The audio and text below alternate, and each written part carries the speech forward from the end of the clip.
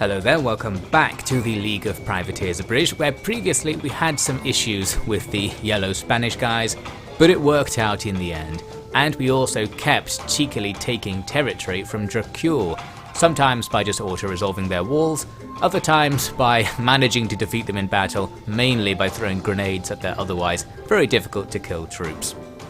Now we need to do something about the fact they actually have us under siege there at Vardar. They've got quite a lot of stuff and I didn't really mind if they attacked me, but what I decided to do is run down and besiege one of their cities at the same time. They might come back and fight me, or in an ideal situation, they'll ignore me. I'll be able to siege out one city and defeat the other army in a defensive siege situation. I've also got a few units I can ship down from the north to start besieging the castle we still haven't got up at the top end of the island. By spamming in a general and a bunch of mercenaries plus a bombard, we're able to do this battle right now. And by do this battle, I mean auto-resolve this battle. Looks pretty good, but the enemy commander's better than us, so we have to be careful. We do lose a whole bunch of men, but that's all fine. Bang, now we've got that end of the island secured up, things are nice and neat, we just have to look to the south. Against the Tahar caliphate, there was an opportunity. I've got my army with a cannon in it to rush this barely defended settlement, just one unit on the inside. So because we have the cannon, we can just auto-resolve that unit right now. This time our super high stars commander is unlikely to have any disasters. We're still going to do a safety save, but actually that's a good result. And boom, another region taken. You can see there's a barely defended region to the northwest as well. So we've got some territory to take from the Tahar caliphate. Unfortunately, I don't get what I want from the whole sieging situation here in Dracul land, because they just break off the one siege where I had loads of troops defending and swarm down to try and break this siege of their city. This is potentially a siege drawout, so we don't want to sniff at this. However, the balance bar is looking pretty good for them, and I was checking out their armies. They have quite a lot of both mounted and dismounted Blood Knights, the units that have caused us trouble before even when there's just one in the army. This setup would have us facing quite a few. So I retreat, and then they challenge the next army over to a battle and I retreat there as well, and eventually, to cut this short, we get to this battle where we're still together, so we have all of our troops, and we're facing a slightly different amount of enemy troops, and some of the Blood Knights stayed in the town. So here we go, let's fight this battle. We have no choice in this case. We have excellent terrain, we're way above the enemy to start off with. So at very long range we can snipe away at them, and I'm trying to go for their commander here, softening his unit up with the crossbows, who I think have some armor piercing ability. Here comes some gun cav, we'll just stand around and let our archers deal with these guys. That works fine. Then we'll wait for everything else to slowly walk up the hill towards us. Obviously we also have an AI army on our side in this battle. They're on the hill over there. They're currently running away very quickly as the Blood Knights trot towards them. I was a bit worried that the AI wouldn't really know what to do. Against things like heavy infantry that can only be killed by certain units, it probably wouldn't pick up on that. So I decided to send one of my generals over to their side, so I had a few guns in amongst the other fight that I might be able to use to help out with that. Meanwhile, we're just going to stand around for the majority of our strategy. They do have some ranged units at the bottom of the hill that are sniping at us. We're mostly not hitting them, I imagine, because being on the hill actually messes up the line of sight for your archers quite a bit. What I was trying to do with my micro is attack the enemy's heavy infantry with my grenadiers. The issue is, again, the hill makes it kind of hard to see them from above, and they're killing us real fast. Over at the ally battle, you can see they're suffering from a Blood Knight attack and the enemy general is there, and I'm going to get my general to try and cut him down with our guns.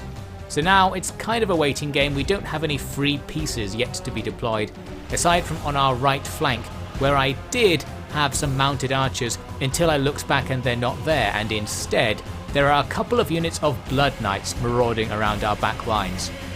I've got a general over there by the looks of things, but he didn't do much to stop this attack. So now we're being flank and rear attacked by the Blood Knights, and this is not good because within the few seconds I've been talking just now, they have torn up our right flank. They're just working down the line, rapidly killing everything. Not too much we can do about that at this stage, because obviously our normal units can't really kill the Blood Knights. It would be good if we could rout them, which is often their weakness. However, they do have some good commanders on the field, increasing their morale. So what we see is that doesn't happen. They're in fact threatening my commander there by swarming him with Blood Knights, and soon half of our army is just gone and they're killed as they are routed off the field and the Blood Knights chase them. This takes the pressure off the remaining half of the army, but they on their own are just being defeated by the enemy having better units, like these Impalers and Blood Knights are just working up the hill, killing everything. At this stage it's our archers fighting them in melee. Not very good. So we are getting absolutely owned here, to put it quite frankly. We did a decent amount of damage to everything that wasn't their heavy infantry, but the heavy infantry are annihilating us and we're not really killing them back. At this stage they're just marauding around. I still had one hope though. I thought I'll get my general to snake through the chaos and kill the enemy general, because he's almost dead. All of his bodyguards are dead. He's just standing around somewhere in the middle. I thought I'd sneak in and get a few shots with the guns on him. As for our allies, well, they're just in a big blob, and perhaps that's a problem because most of the archers there aren't doing anything. They're probably skirmishing backwards and forwards on the top of the hill. Here's that enemy general I mentioned, sitting around here finishing off the last of my army. I come in now with the gun cav. We get a couple of shots here, but the reaction time on shooting isn't going to be there, so we can't cut him down. He's not even attacking us, he's right there as sitting duck. Unfortunately now the Impalers, the spearmen, come in and swarm my general, so I decide to get out of there. An opportunity missed, perhaps. Even if we did kill him at this point, it probably wouldn't make a massive difference. We've effectively lost. The balance bar's getting worse and worse, so I started just running away with my generals. As for our allies, well, they seem to be doing better than we were doing. They did have more troops. I think they're just straight up losing to the enemy's heavy infantry. They've lost their front line. Now they're charging the archers into the melee instead. So while they've probably taken a certain amount of the enemy with them, no fancy tactics there, just sheer attrition that's going to go the enemy's way. Soon, as you might imagine, we win the battle, and the less said about how we win the battle, the better, but we did also lose the majority of our troops.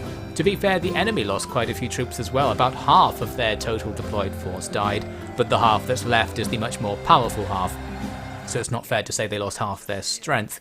Anyway, we win the battle, so we don't have to retreat, and the enemy do have to retreat, although this doesn't achieve anything strategically in this case. Now we're just standing next to them. We'll see what comes of it. Gathering up the survivors, I decided to immediately lay siege to the town again. You might think this is a bad idea, but I was looking around and seeing there are lots of very small enemy armies just sitting here. If we can cancel out the bulk of the enemy by besieging their town, we might be able to start working on these smaller groups and cut the enemy down to size bit by bit, while avoiding that extremely deadly and concentrated force that's now in the town, which will be de facto undefeatable, except we could siege them down until they starve to death. So with that in mind, we're now going to press forwards and fight a series of very small battles. First, after checking that Nero Robert here had Knight attack, I go in against this single unit of Blood Knights. Maybe we can take these guys down. We get plenty of friendly fire, with emphasis on the fire there, as I lock them in position using some pikes. Then we can go around to the flanks with our gun cav and our grenadiers.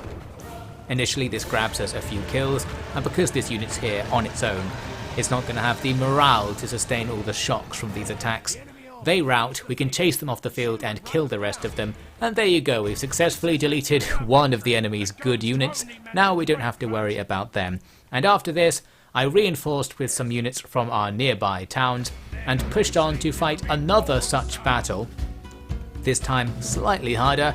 There are some Blood Knights and some crossbowmen supporting them, but we also have plenty more stuff on our side, with a support army coming in from behind to attack as well. Plus I could sit on a hill and shoot down at the enemy. The Blood Knights are slowly coming up towards us, getting hit by everything. Soon enough they'll rout. The crossbows are more of an issue because they're going to be shooting me while I'm doing this. But they didn't shoot me very much in practice. I think they were walking around for the most part. And we end the battle with very minimal casualties, much less friendly fire this time. And another small enemy army out of the picture. Now we go on and just attack another one. This time it's 4 units, although they actually balance us out on that balance bar because it's 4 good units with some high stats on those melee infantry, so even our full stack can barely get an advantage against them. That's the level of trash we are deploying, it seems. Now in this battle all I needed to do was surround and pound. I spotted that their gunners were separated from their heavy infantry, so I thought, well, I'll just charge some cavalry into them and take them out right now. But that was part of their plan. They sneakily put some stakes down in front of themselves there, and I ran right into them, seeing them at the very last second and giving the order to fall back, thus killing my own general and a whole bunch of cav. So that wasn't very good, a bit of a nasty surprise. Aside from that, the rest of the battle should be easy. The other gunners can be actually attacked from behind to avoid any stake issues, and their heavy infantry can just be out-moraled, and we can throw grenades at them once they're in the melees as well. Looks like I'm very slowly advancing the pikes to attack the gunners. Not really a good strategy, but at this stage we're just throwing stuff around until the enemy go away. Finally they rout, we've killed enough to delete the stack. A pretty messy battle, a disappointing battle, but it's done the job in this case. And after this, I'm now going to walk over here and just sit in a fort. This is purely a distraction. The idea being that if I have that fort there, the AI might waste some resources trying to besiege the fort or do something about it, and be distracted from the fact that I am actually trying to starve out their main force inside the town. It didn't go that way, unfortunately. They do actually challenge our siege, and we're now facing again a similar battle to earlier. We have more stuff, but their stuff is now more concentrated in terms of quality. I did consider fighting this one because it would be a siege drawout. We could even kill their faction leader and heir in the same battle potentially, but with those Blood Knights having all of their morale buffed by the enemy's maximum level commander, I didn't really like the idea. So I eventually withdraw. Then they will, in slow motion, go and challenge the backup force that was also there at the siege. They withdraw, luckily withdrawing to be next to my original army, but history doesn't repeat itself. They don't follow up and make another attack, so we're free to move now. There's also some random jihad stuff going on, but we're trying to ignore all that. By foolishly not killing me during their turn, we now have an opportunity to bring down another stack against Dracul, because we can besiege their town with these guys gathered from the north of the island, leaving us much more stuff outside to harass all these various little stacks. So it's time to analyse and look for something good to do with them. And here's what I came up with. Let's just send our distractionary stack all the way down to their other settlements, which are both barely defended right now. I thought we'll just rush in and take something, but on the way, it looks like there was a pretty decent army standing on the road that we didn't know about, despite our spy standing literally right next to them. So, now we're in trouble. We can't walk past them with that army, and that army needs to be rescued ideally from potentially being defeated by the enemy. However, I noticed that one of my other free stacks, the one that has the Ribolt in it in particular, can still rush down and attack this city, and because we have the Ribolt, we're able to auto-resolve in the first turn. Now all I need to do is pack the army out with some spam to improve our chances, and this should be a good situation. There's just one officer inside. This obviously can be a recipe for disaster due to their stats, but it goes okay. And there we go, another city. Very cheekily taken. We're getting closer and closer. We're seeing a repeating pattern. Every time I try to fight the enemy, it's pretty hairy, but just ignoring them and trying to steal their territory, that's the way to go. I did consider offering the enemy this deal. I thought I'll give you back the place I just cheekily stole. If we can have a ceasefire, I've been trying to get a ceasefire for a while, because we have a much bigger economy. We would benefit from just not fighting for a few turns so we can build up 10 stacks and then just swarm the enemy. I ended up changing the deal to offer something lesser because I actually didn't really want to give away that pretty decent city. They rejected and said they didn't want peace anyway. So that was the end of that. Now a little check-in with the Tahar front. I've landed an army of pure trash here to go after this nearby enemy castle.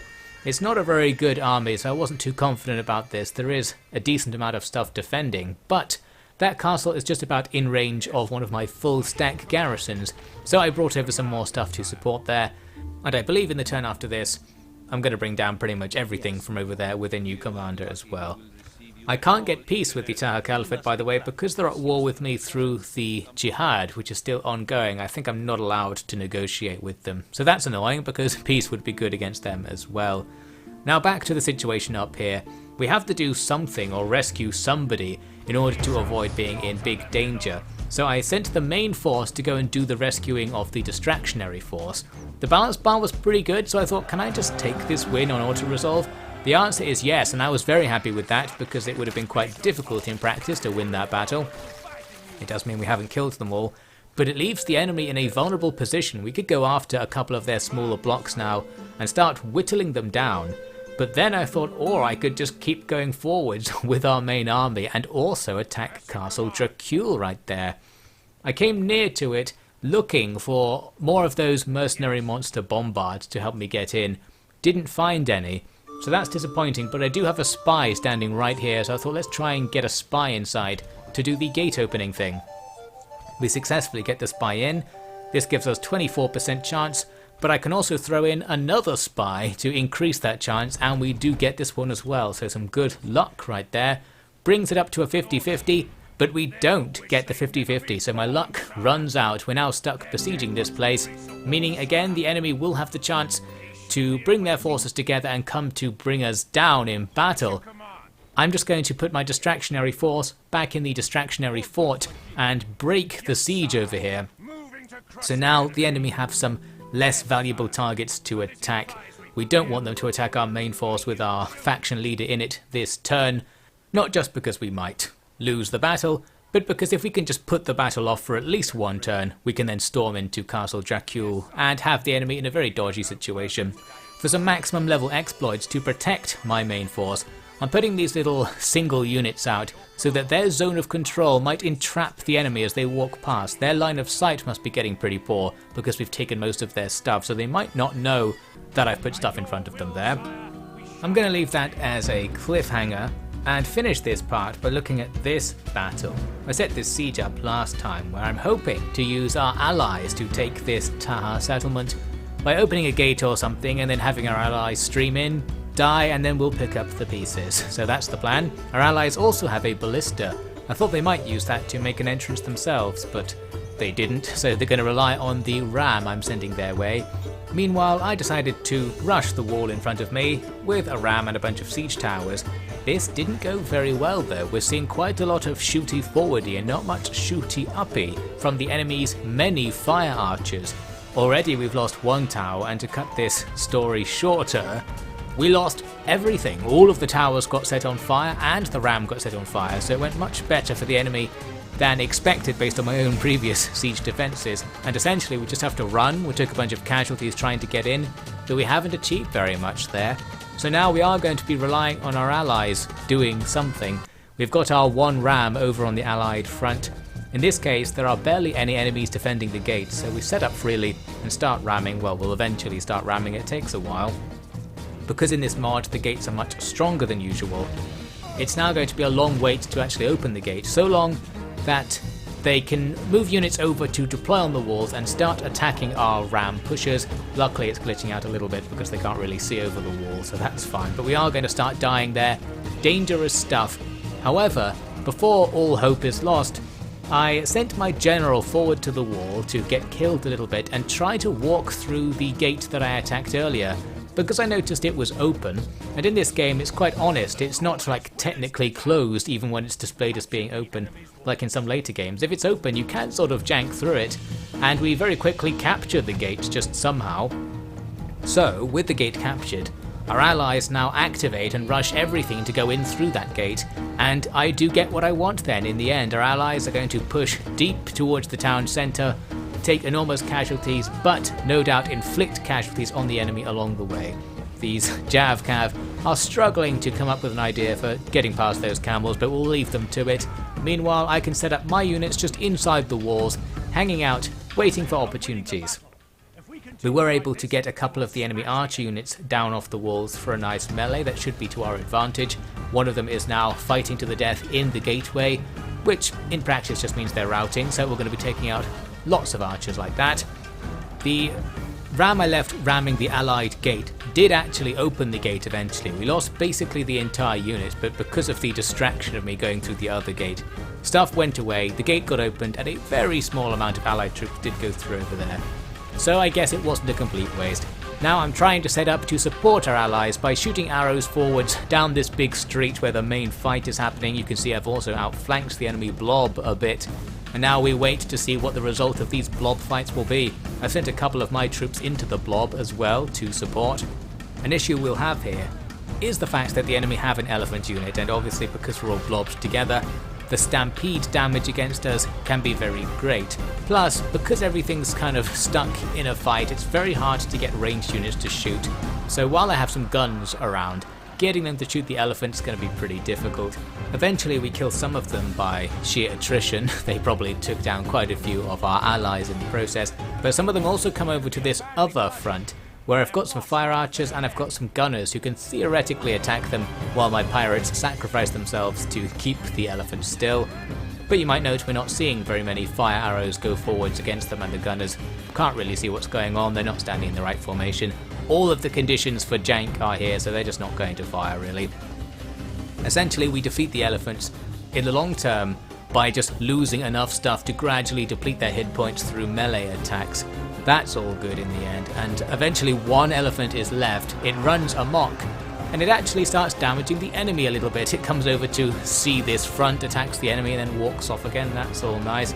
At this stage we're just pushing forwards and trying to outbalance bar the enemy with a sheer grind, and I was just watching this amok elephant. You can see it has a great time running into a nice mix of us and our allies and absolutely slaughtering all sorts of stuff. There's not too much we can do about this because an amok elephant doesn't stop to receive melee attacks, so we can't kill them by attrition like we did with the other ones. We need something to attack them with a ranged attack, and with the streets being packed and with everything technically always moving and stuff because some guy is stuck back on the wall and things like that, a lot of things will prevent you from shooting. Eventually though, the elephant comes to a corner, our general pokes his head around and shoots a volley that takes the final elephant down. So the rampage is over, but yes, plenty of casualties sustained, no doubt, especially among our allies. Now we're going to skip to the end. We just outbalance barred them by fighting them from the front to the death. Very nasty and attrition heavy, but it's done the job. Here's the eventual result.